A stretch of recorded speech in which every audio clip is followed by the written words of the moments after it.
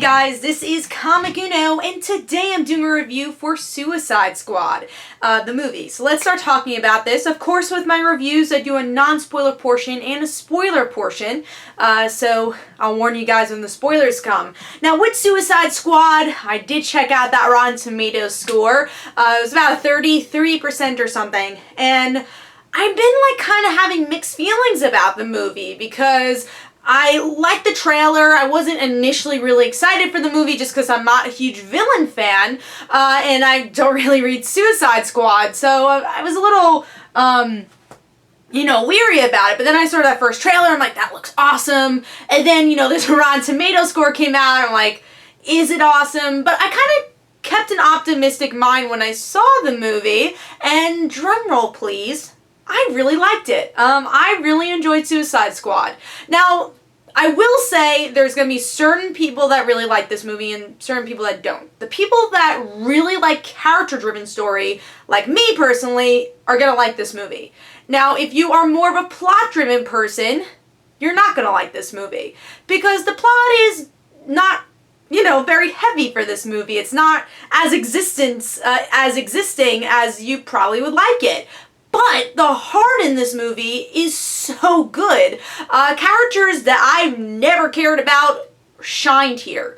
I think the characters that shined the most was Will Smith's character, Amanda Waller, yes, Viola Davis, yes. Harley Quinn without the Joker. I'll get into that. I thought El Diablo was really well done. I would say those are the core characters I really like. Those are the core characters that actually got character. And Enchantress, who was really well done too. Which I thought, I can never pronounce her last name, so I'm just going to say her first name. Kara did a really, really good job with that character. And I like that half the movie really is just their backstory. Well, at least the first half an hour is just finding out who are these characters, why they're in jail, why. And again, best backstory, definitely Will Smith. The Batman cameos, which you knew were there, really well done. So there's other cameos which I'll talk about in the spoiler portion that I was surprised by, and we'll talk about that. But yeah, definitely the driving force of this movie was character development. There's moments where I'm like, whoa, I'm feeling this scene right now, and it made the final battle more interesting, and you wanted to care for these characters, which I think was very important for a movie called Suicide Squad. Some characters are gonna die. Obviously, I won't say who, but characters are gonna die, and you want to care for these characters. You want to know that yes, these lives are obviously being threatened, and they could die at any moment. But you want to care for that character and for that death, and it's not just some big action scene. And they did that here. They made you care for the team and for the characters. So for me, honestly, my only negative, or one of my only big negatives, was the Joker. So the Joker was in this movie, and again, that's not a spoiler because it was in the trailer. A lot of this was shown in the trailer, but the Joker. I didn't like Jared Leto's performance as the Joker. I felt it was too Dark Knight, and it wasn't his own thing. Now, there's a character here, I can mention, it's not a spoiler actually, Harley Quinn, where I think Margot Robbie played the character kind of like Tara Strong, but made it her own. And that's why I really liked Margot Robbie as Harley Quinn. But anytime Harley Quinn was with the Joker, I just kind of turned around and no. I just didn't like his performance because it was too over the top, and it just felt too much like he was trying to copy Heath Ledger. And he, again, didn't make it his own. I didn't really like the costume design that much. And I was very open-minded about that too, if it made sense in the movie, and it didn't. So definitely the worst part of this movie was the Joker for me. But the other characters 100% make up for that.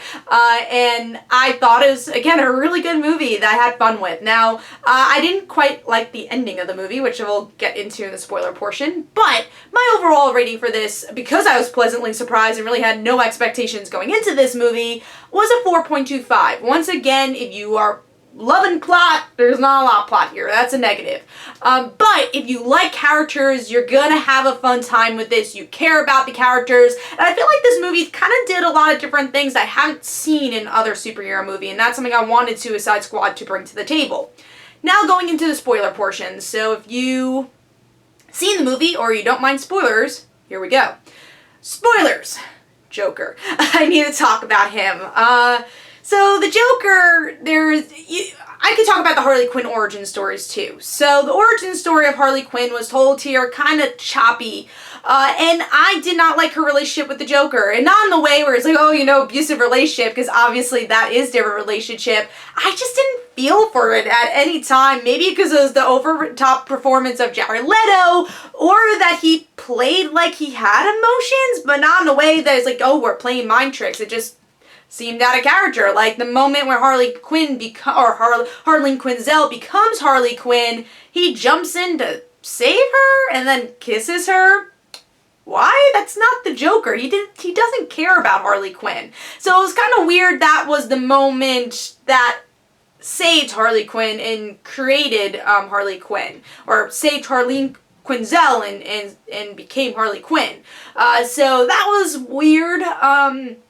And the ending of this movie, I kind of liked, oh, they're all in jail and, we see the police come in and I'm thinking, it's Rick Flag. That would be an awesome ending because it showed how much these characters have grown and that the good guy actually believed that his team are just misunderstood human beings, which is a big theme of this movie.